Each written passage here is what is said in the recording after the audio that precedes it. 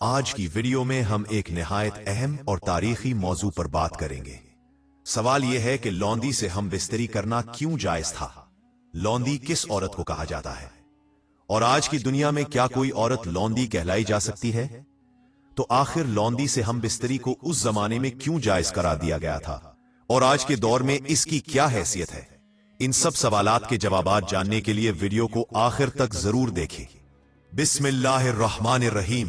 اسلام نے یہ واضح کیا کہ لوندی صرف وہ عورت ہے جو باقاعدہ جنگ میں قیدی بن کر شرعی طریقے سے مسلمانوں کے قبضے میں آئے، یعنی وہ عورت جس کا تعلق کسی دشمن قوم سے ہو اور جسے میدان جنگ میں قیدی کے طور پر حاصل کیا گیا ہو، اسے لوندی کہا جاتا تھا۔ اسلام نے کسی آزاد عورت کو زبردستی لوندی بنانا حرام قرار دیا، بلکہ صرف وہ عورت جو جنگی قیدی کے طور پر آئی ہو وہی لوندی کہلا سکتی تھی۔ اب سوال یہ ہے کہ اس سے ہم بستری کیوں جائز تھی؟ تو اس کا جواب یہ ہے کہ اسلام نے لوندی کے ساتھ تعلق کو شہوت یا ظلم کا ذریعہ نہیں بنایا، بلکہ ذمہ داری اور کفالت کا نظام قرار دیا۔ اس زمانے میں اگر جنگی قیدی عورتوں کو نہ رکھا جاتا تو وہ کفالت کے بغیر بے سہارا ہو جاتی، بازاروں میں بیچ دی جاتی یا غیر محفوظ زندگی گزارنے پر مجبور ہوتی۔ اسلام نے انہیں گھر اور عزت دی، ان کے ساتھ ظلم و زبردستی سے منع فرمایا، اور یہ حکم دیا کہ اگر ان سے تعلق قائم کیا جائے تو ان کے حقوق ادا کیے جائیں، ان کے بچوں کو آزاد اور باعزت مقام دیا جائے۔ قرآن مجید میں بھی وما ملکت ایمانکم، یعنی تمہارے دائیں ہاتھ کی ملکیت کے الفاظ آئے ہیں، جس سے مراد وہ لونڈیاں ہیں جو شرعی طور پر حاصل ہوں۔ ان سے تعلق صرف اس وقت جائز تھا جب وہ اپنے مالک کی ملکیت میں آ چکی ہوں اور ان کے لیے نکاح کی اجازت نہ ہو۔ اس تعلق سے اگر اولاد پیدا ہوتی تو وہ آزاد شمار ہوتی، اس پر کوئی غلامی نہیں رہتی، اور وہ عورت ام الود کہلاتی، یعنی اولاد کی ماں، اور پھر مالک کی وفات کے بعد خود بھی آزاد ہو جاتی۔ اس طرح اسلام نے لونڈیوں کے لیے وہ دروازہ کھولا جو عزت، تحفظ اور آزادی کی طرف جاتا تھا۔ اسلام نے غلامی ختم کرنے کے لیے ہر دروازہ کھولا، یہاں تک کہ نبی کریم صلی اللہ علیہ وسلم نے فرمایا، جو کسی غلام یا لونڈی کو آزاد کرے، اللہ قیامت کے دن اس کے ہر حصے کے بدلے جہنم سے آزادی دے گا۔ اس سے واضح ہوتا ہے کہ لونڈی سے ہم بستری کا مقصد ظلم یا خواہش نہیں، بلکہ ایک معاشرتی ضرورت اور تحفظ کا نظام تھا، جو بعد میں رفتہ رفتہ ختم ہو گیا، کیونکہ اسلام کا آخری مقصد غلامی کا مکمل خاتمہ تھا۔ اسلام نے غلاموں اور لونڈیوں کے ساتھ حسن سلوک کا حکم دیا اور آزادی کی طرف راستہ کھولا۔ یہی اسلام کی اصل تعلیم ہے۔ آہستہ آہستہ وہ اسلام کے نور سے روشناس ہوئی، اس نے خود قرآن سنا اور دل سے کلمہ پڑھ لیا۔ اب وہ صرف ایک لونڈی نہ رہی تھی، بلکہ اسلام کی بہن بن گئی تھی۔ لونڈی وہ عورت تھی جو جنگی قیدی کی حیثیت سے اسلامی لشکر کے قبضے میں آتی تھی۔ وہ آزاد نہ ہوتی، بلکہ دشمن فوج نے پہلے اس پر ظلم کیا اور پھر وہ قید ہوئی۔ اسلام نے اسے بیچنے، رسوا کرنے یا ظلم کرنے سے روک دیا، اور یا تو اس کے ساتھ نکاح کیا جاتا یا اگر مالک چاہتا تو اس کے ساتھ تعلق قائم کرتا، لیکن یہ تعلق عزت، ذمہ داری اور حقوق پر مبنی ہوتا۔ اسلام کی آخری منزل غلامی کا مکمل خاتمہ تھی، اس لیے قدم با قدم غلامی کے دروازے بند کیے گئے۔ بار بار حکم دیا گیا کہ غلاموں کو آزاد کرو، ان کے ساتھ حسن سلوک کرو، ان پر ظلم نہ کرو۔ حضور صلی اللہ علیہ وآلہ وسلم کے آخری خطبے میں اعلان فرمایا گیا، تمہارے غلام تمہارے بھائی ہیں، جو خود کھاؤ وہ انہیں کھلاؤ، جو خود پہنو وہ انہیں پہناؤ۔ اسلام نے غلامی کا دروازہ بند کیا، آزادی کا پیغام دیا اور مساوات کی بنیاد رکھی۔ آج کے دور میں چونکہ دنیا کے تمام ممالک نے غلامی کو ختم کرنے کے معاہدات کر لیے ہیں، اس لیے اب کسی لونڈی یا غلام کا وجود باقی نہیں۔ اسلام سے پہلے لونڈیاں اور غلام مظلوم، بے عزت اور لاوارث ہوتے تھے، لیکن اسلام نے انہیں عزت دی، ان کے حقوق مقرر کیے، انہیں آزادی کے مواقع دیے اور ان پر ظلم کو حرام قرار دیا۔ اسلام نے لونڈی کے تصور کو صرف اس حد تک رکھا جہاں جنگ کے بعد کسی عورت کی حفاظت، کفالت اور عزت کا انتظام مقصود ہو، اور اس کے لیے بھی سخت شرائط اور اخلاقی اصول رکھے گئے۔ اسلام نے دنیا کو غلامی سے نکال کر انسانیت، مساوات اور عدل کی راہ دکھائی، لیکن یہ تعلق کھیل یا ہوس کے لیے نہیں، بلکہ ذمہ داری، عدل اور اخلاق کے ساتھ تھا۔ इसके लिए चंद वाज़ेह शराइत मुकर्रर की गई। नंबर 1, वो औरत सिर्फ जंगी कैदी की हैसियत से आए, खरीदी या अगवाशुदा औरत नहीं हो सकती। नंबर 2, इसके साथ ताल्लुक सिर्फ मालिक का हक है, किसी और का नहीं। नंबर 3, इस पर जुल्म, जबरदस्ती या बदसलूकी मुकम्मल तौर पर हराम है। नंबर 4, अगर इस ताल्लुक से औलाद पैदा हो तो बच्चा आजाद होगा, बाप का वारिस बनेगा और मां को उम्मे वलद का दर्जा हासिल होगा, यानी फिर उसे ना बेचा जा सकता है ना गुलाम बनाया जा सकता है। इस्लाम ने गुलामी और लौंडी के ताल्लुक को इसलिए वक्ती तौर पर बरकरार रखा ताकि इस दौर के आलमी निजाम जंग में कैदी औरतों के लिए एक बाइज्जत रास्ता हो, उन्हें बाजारों में बेचने या जुल्म जिल्लत का निशाना बनाने से बचाया जा सके और रफ्ता रफ्ता गुलामी के दरवाजे बंद किए जा सके। इसीलिए कुरान और हदीस में बार बार गुलामों को आजाद करने की ताकीद की गई। नबी करीम सल्लल्लाहु अलैहि वसल्लम और सहाबा कराम ने भी अक्सर अपने गुलामों और लौंडियों को आजाद कर दिया। इस्लाम का असल मकसद गुलामी को खत्म करना और इंसानियत को आजादी, मसावात और इज्जत की तरफ लाना था। आज के जमाने में चूंकि गुलामी का निजाम मुकम्मल तौर पर खत्म हो चुका है, इसलिए लौंडी या गुलाम का कोई वजूद बाकी नहीं रहा और ना ही इन अहकाम का अमली इतलाक मुमकिन है।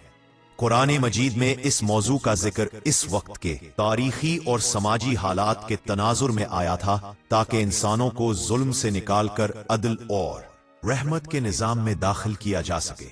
दरअसल लौंडी का मतलब है फीमेल गुलाम, यानी वो औरत जो कैदी की हैसियत से किसी के जेरे किफालत आती थी, लेकिन इस्लाम ने उसे गुलाम नहीं बल्कि एक मुहतरम और महफूज मकाम दिया, जिसका मकसद महज हिफाजत, किफालत और इंसाफ कायम करना था, न कि ख्वाहिश या जुल्म। गुलाम बनने की पहली शक्ल यह थी कि उन्हें खरीदो फरोख्त के बाजार से खरीदा जाता, जैसा कि हजरत यूसुफ अलैहिस्सलाम के वाक़े से मालूम होता है कि काफले ने उन्हें कुएं से निकालकर मिस्र के बाजार में फरोख्त कर दिया। गुलाम बनाने की दूसरी शक्ल यह थी कि जंग में जो लोग कैदी बनते उन्हें माले गनीमत के तौर पर तकसीम कर दिया जाता और उनसे खिदमत या मेहनत का काम लिया जाता। अगर कैदी औरत होती तो उसे लौंडी कहा जाता और घरेलू कामों के लिए मुकर्रर किया जाता।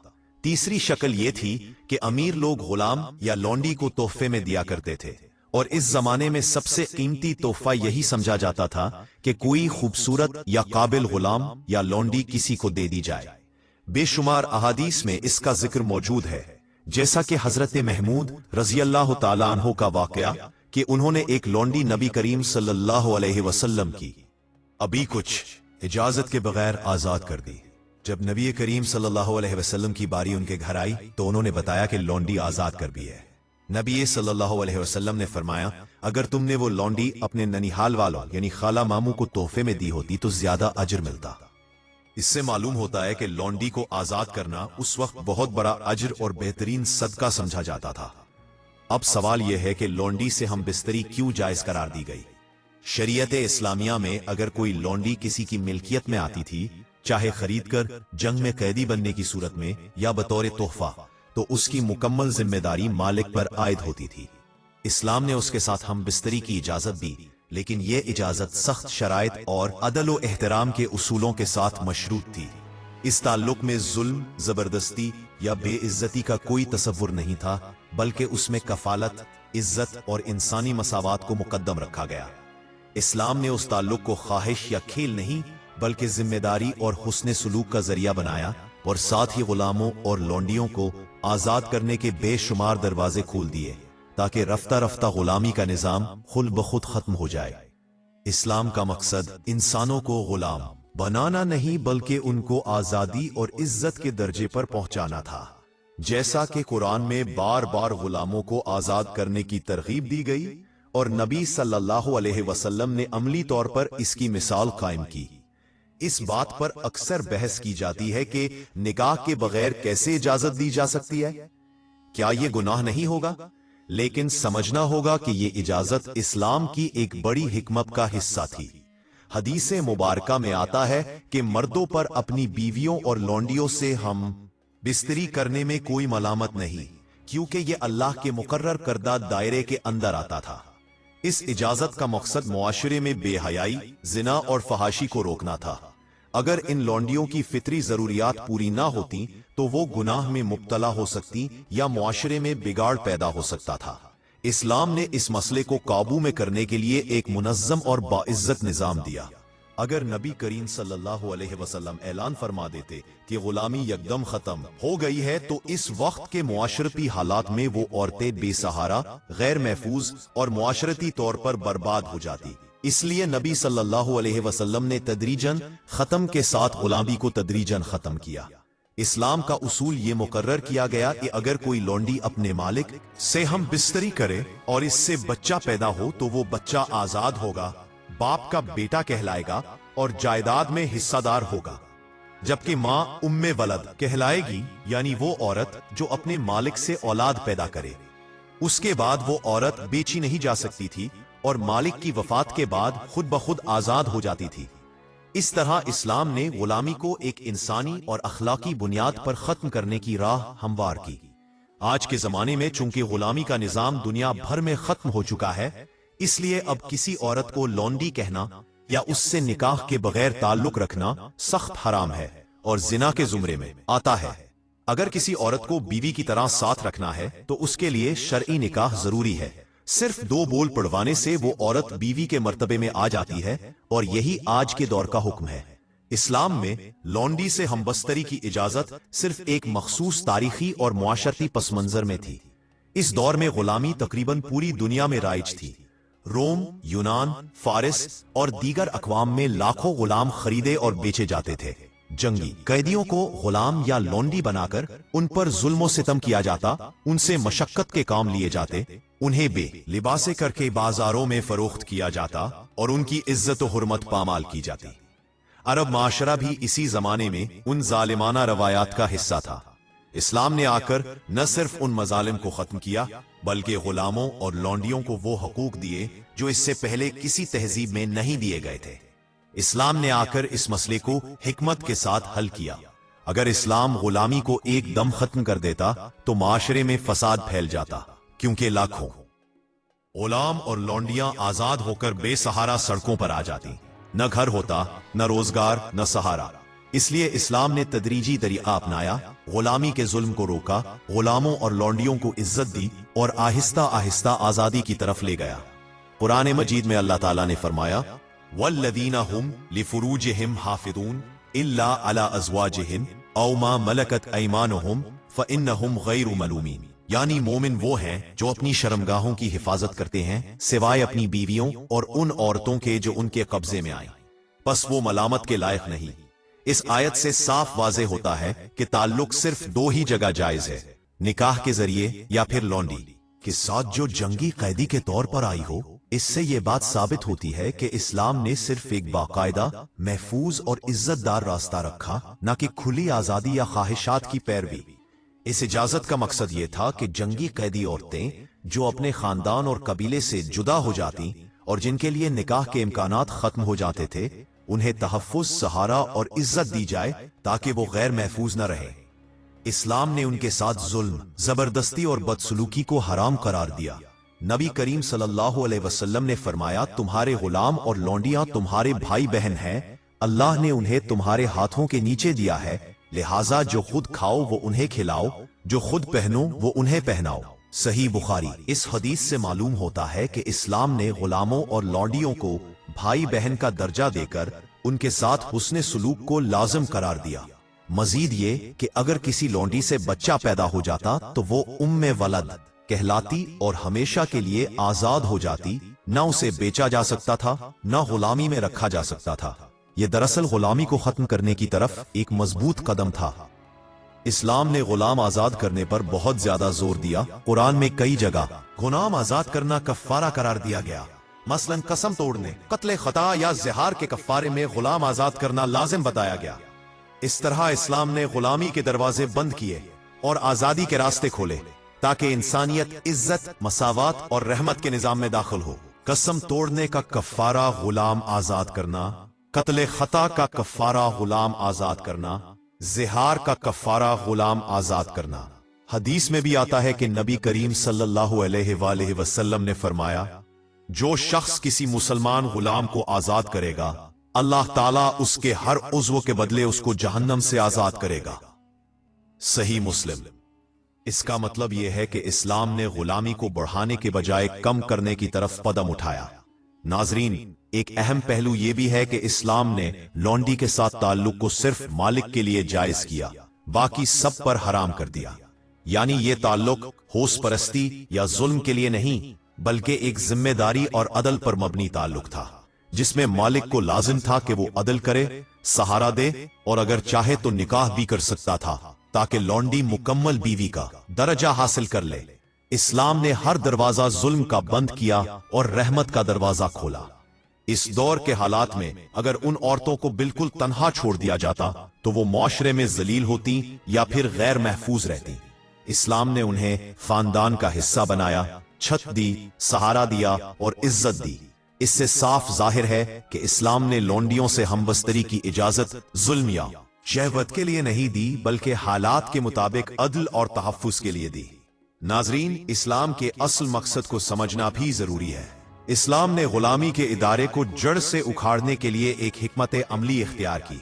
आयात और अहादीस में गुलाम आजाद करने पर बेशुमार फजीलतें बयान की गईं।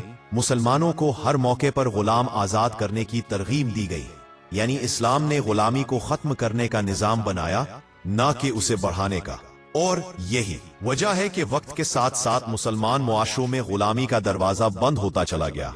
आज के दौर में चूंकि गुलामी का निजाम दुनिया से खत्म हो चुका है, इसलिए ये अहकाम बराह रास्त लागू नहीं होते, लेकिन इनसे ये सबक जरूर मिलता है कि इस्लाम हर दौर के हालात के मुताबिक इंसानियत को तहफ्फुज देता है, जुल्म को खत्म करता है और अदल कायम करता है।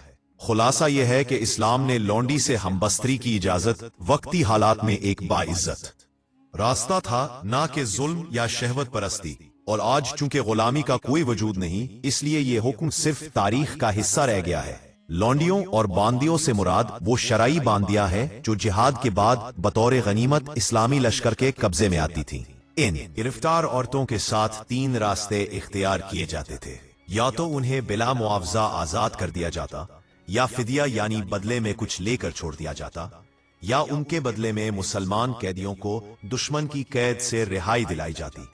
लेकिन अगर मुल्की मसलहत के खिलाफ होता कि सबको आजाद कर दिया जाए, या वो फिदिया अदा ना कर सकती और कैदियों के तबादले की भी कोई सूरत ना बनती, तो शरीयत ने खलीफा वक्त को इख्तियार दिया कि वो उन्हें दारुल इस्लाम यानी इस्लामी इलाके में लाकर मुजाहिदीन में तकसीम कर दे। इस तकसीम का मकसद भी जाती फायदा नहीं, बल्कि इज्तिमाई मसलहत, माशरती इस्तेहकाम और खुद उन औरतों की इज्जत व हिफाजत था, ताकि वो बेसहारा ना रहे और माशरे का बाइज्जत हिस्सा बन सके। तकसीम के बाद जिस मुसलमान के हिस्से में गुलाम या लौंडी आती, वो उसका मालिक कहलाता। अगर वो लौंडी अहले किताब यानी यहूदी या ईसाई औरत होती, तो आका के पास 2 रास्ते होते। वो चाहे तो उसे किसी दूसरे से निकाह कर दे, तो फिर वो सिर्फ अपने शौहर के लिए हलाल होती और मालिक के लिए हराम हो जाती, या वो चाहे तो उसे आजाद करके उससे खुद निकाह कर ले। तीसरा रास्ता ये था कि अगर निकाह ना करे तो इस्तबराए रहम यानी एक हैज गुजरने के बाद उससे अज़दवाजी ताल्लुक कायम कर सकता था, लेकिन ये ताल्लुक सिर्फ अदल, जिम्मेदारी और इज्जत के साथ होता। अगर इस ताल्लुक से औलाद पैदा होती तो वो बच्चा आजाद और बाप का वारिस होता और माँ उम्मे वलद कहलाती, यानी वो मालिक की वफात के बाद खुद ब खुद आजाद हो जाती और फिर ना उसे बेचा जा सकता था, ना गुलाम बनाया जा सकता था। अलबत्ता अगर वो लौंडी गैर अहले किताब यानी मुशरिका, बदपरस्त या दहरिया औरत होती, तो उसके साथ आका का मुबाशरत करना या किसी मुसलमान से उसका निकाह कराना जायज नहीं होता, क्योंकि वो इस्लाम के दायरे में नहीं होती। लेकिन अगर वो इस्लाम कबूल कर लेती तो फिर उसके साथ अज़दवाजी ताल्लुक या निकाह दोनों जायज हो जाते, और इस सूरत में अगर उसका निकाह कर दिया जाता तो वो अपने शौहर के लिए हलाल और मालिक के लिए हराम होती। इस्लाम का ये सारा निजाम दरअसल उस वक्त के आलमी हालात के मुताबिक एक मुनज़्ज़म और आदिलाना निजाम था, जिसका मकसद जुल्म नहीं बल्कि तहफ्फुज, इस्लाह और आखिरकार गुलामी के मुकम्मल खात्मे की राह हमवार करना था। गुलाम और बांदी का दस्तूर इस्लाम से कबल कदीम जमाने से चला आ रहा था और हर कौम में ये रीत पाई जाती थी। आतसाई हो या यहूदी, खनूद हो या दीगर अक़वाम, इसी तरह अरबों में भी ये दस्तूर कसरत से राइज था। हुजूर अकरम सल्लल्लाहु अलैहि वसल्लम की बात से कबल गुलाम या बांदी बनाने के मुख्तलिफ तरीके राइज थे। आप सल्लल्लाहु अलैहि वसल्लम की तमाम नाजायज सूरतों को सख्त नाजायज और मूजिब अजाब इलाही करार दिया और सिर्फ एक मखसूस सूरत बाकी रखी, यानी जो कुफ्फार जंग में कैदी बने उनके मुताल्लिक मुसलमान हाकिम को ये इख्तियार दिया गया कि मुक्तज़ाए मसलहत व सियासत के तहत वो उन्हें गुलाम या बांदी बना सके। अहादीस मुबारका से मालूम होता है कि गुलामी दर हकीकत बाज़ औक़ात अल्लाह ताला की तरफ से अज़ाब व सज़ा की सूरत रही और मुसलमानों के लिए भी इब्तिदाई तौर पर किसी को गुलाम बनाने की सरी हिदायत नहीं बल्कि मखसूस अहवाल में इजाज़त रखी गई। खुलासा यह है कि दीन इस्लाम में इब्तिदान गुलाम बनाने का हुक्म या तरगीब मौजूद नहीं बल्कि मखसूस हालात में इसकी गुंजाइश बतौर इजाज़त रखी गई। चूंकि गुलाम बनाना इस्लाम में हुक्म नहीं बल्कि इजाजत की सतह पर है, इसलिए मुसलमानों के लिए ये मुमकिन है कि जब वो करीने मसलहत समझें तो गुलाम बनाने का सिलसिला मौकूफ रखें। और आज के दौर में अक़वाम मुत्तहिदा और बैनुल अक़वामी मुआहिदात के तहत अक्सर ममालिक ने गुलामी का सिलसिला बिल्कुल मौकूफ कर रखा है। इसलिए मौजूदा दौर में मुसलमान भी अमूमी तौर पर इस सिलसिले को तर्क कर चुके हैं। नतीजा ये कि आज किसी औरत को बांदी या लौंडी बनाना जायज नहीं, क्योंकि इसके लिए जो शराइत हैं, मसलन शरई जहाद वकू पजीर होना, इमाम मुस्लिमीन की राय होना और इस बात का ना होना कि मुसलमानों और गैर मुस्लिमों के दरमियान ऐसा मुआहिदा मौजूद हो जो कैदियों को गुलाम बनाने से रोकता हो, वो मौजूदा दौर में अमूमन पूरी नहीं होती। लिहाजा आज के हालात में ऐसे हकूक़ व अहकाम का अमली इतलाक नहीं बनता। अगर आप चाहें तो मैं इसको मजीद मुख्तसर खुलासे या आयात और रिवायात के हवालों के साथ तक़वियत दे दूं। ये बात समझना निहायत जरूरी है कि इस्लाम ने लौंडी या बांदी के तसव्वुर को किसी भी तरह से शहवत परस्ती या जुल्म की बुनियाद पर नहीं रखा, बल्कि इसकी बुनियाद इंसानी माशरत के एक खास दौर और हालात से जुड़ी हुई। जब जंगों के नतीजे में दुश्मन कैदी बनाए जाते थे और माशरती निज़ाम में इनकी हैसियत तय करना जरूरी होता था ताकि वो बेघर, बेसहारा और माशरती फसाद का बायस न बने। चुनाचे कुरान व सुन्नत में इनके लिए जो अहकामात आए वो दरअसल इस्लाही पहलू रखते हैं, ना के शहवानी।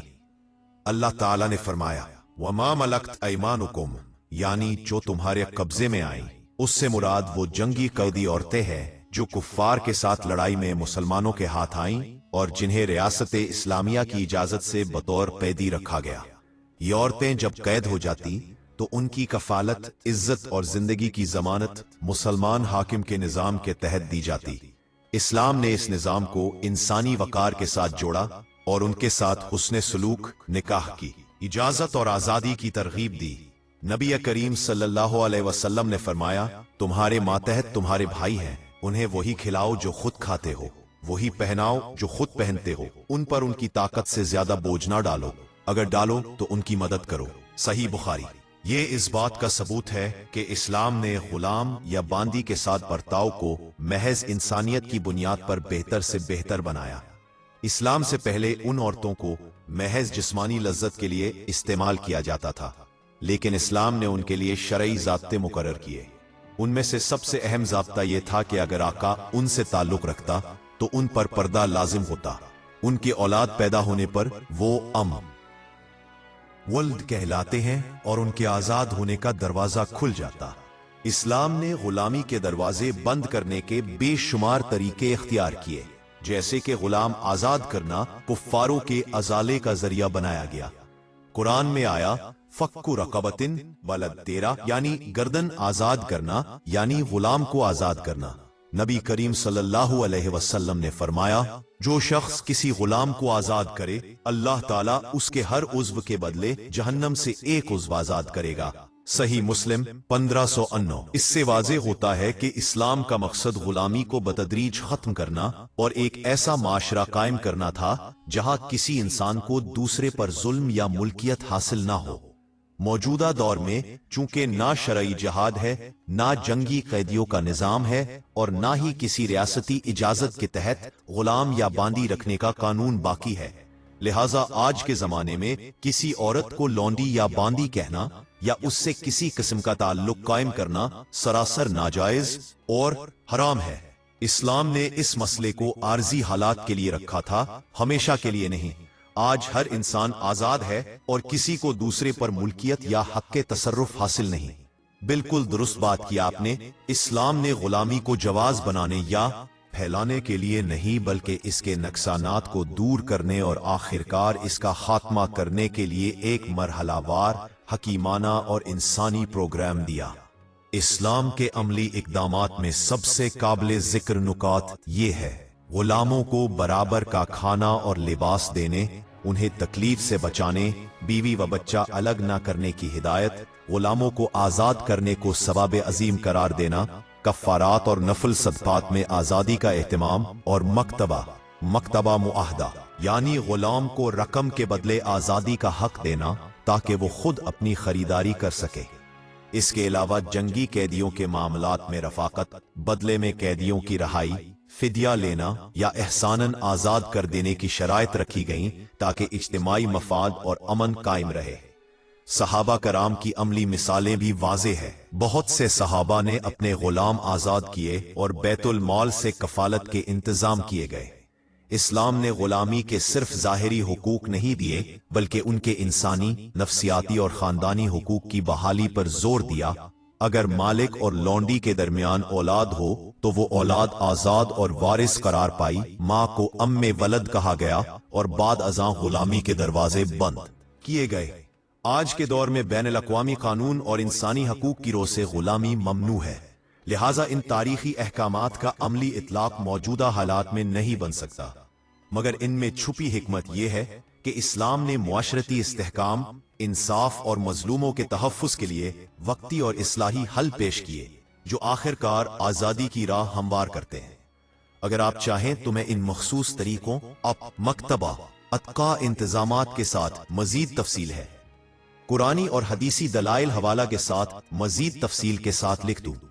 ہر شخص ہر حالت میں 4 بیویاں نہیں رکھ سکتا، بلکہ ایک نکاح کے لیے بھی جسمانی اور مالی استطاعت لازمی شرط ہے۔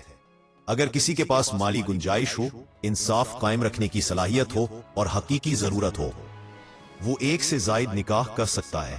اس اجازت کا مطلب ہرگز یہ نہیں کہ ہر شخص کو 4 بیویاں رکھنے کی کھلی چھٹی ہے، بلکہ یہ صرف مخصوص حالات میں، مخصوص حد تک اور مخصوص لوگوں کے لیے مشروط اجازت ہے۔ اسلام کے مخالفین تعدد ازواج کو بنیاد بنا کر اسلام پر اعتراض کرتے ہیں، لیکن مغربی معاشرے میں جہاں نکاح کی پابندیاں سخت ہے، وہاں بے شمار داشتائیں رکھنے کو کوئی معیوب نہیں سمجھتا، یعنی پابندی صرف حلال پر ہے اور حرام کی کھلی اجازت۔ تاریخ گواہ ہے کہ طاقت کے نشے میں انسان نے ہمیشہ دوسروں کے حقوق پامال کیے ہیں۔ حضرت آدم علیہ السلام کے بیٹے قابیل نے اپنے بھائی حابیل کو محض حسد کی آگ میں جل کر قتل کر دیا، حالانکہ اس کے پاس کوئی عقلی یا اخلاقی جواز نہ تھا۔ اسی مثال سے یہ بات واضح ہوتی ہے کہ انسانی تاریخ کے آغاز سے ہی ظالم و مظلوم کے 2 طبقے وجود میں آ گئے تھے۔ آج بظاہر دنیا میں غلامی کا وجود ختم ہو چکا ہے، مگر افسوس کے جدید دور کے کچھ طاقتور لوگ آج بھی کمزور انسانوں کو اغوا کر کے، دھوکے سے یا غربت کے ہاتھوں مجبور کر کے اپنا غلام بنا لیتے ہیں۔ ان عورتوں، بچوں اور مردوں کی خرید و فروخت کی جاتی ہے جو سراسر حرام ہے۔ اسلام نے ایسے تمام اعمال کو انسانیت کے خلاف جرم قرار دیا ہے۔ رسول اکرم صلی اللہ علیہ وآلہ وسلم نے انسانوں کی خرید و فروخت کو ظلم کہا اور انسانیت کے ناتواں کندھوں سے غلامی کا بوجھ اتار پھینکا۔ بدقسمتی سے آج بھی بعض عرب بادشاہتوں اور امراء کے محلات میں ظلم، عیاشی اور بدکاری کے اڈے قائم ہے، جہاں دنیا بھر سے لڑکیاں پیسوں کے عوض لائی جاتی ہیں۔ یہ شرمناک عمل اسلام نہیں بلکہ ذاتی گناہ ہے۔ اسلام نے اس قسم کے کسی فعل کو جائز قرار نہیں دیا۔ موجودہ دور میں جو لوگ اغوا، جبری مشقت، جسم فروشی یا بچوں سے مزدوری جیسے جرائم کرتے ہیں، وہ نہ صرف انسانیت کے مجرم ہیں بلکہ اللہ کے ہاں سخت پکڑ کے مستحق بھی۔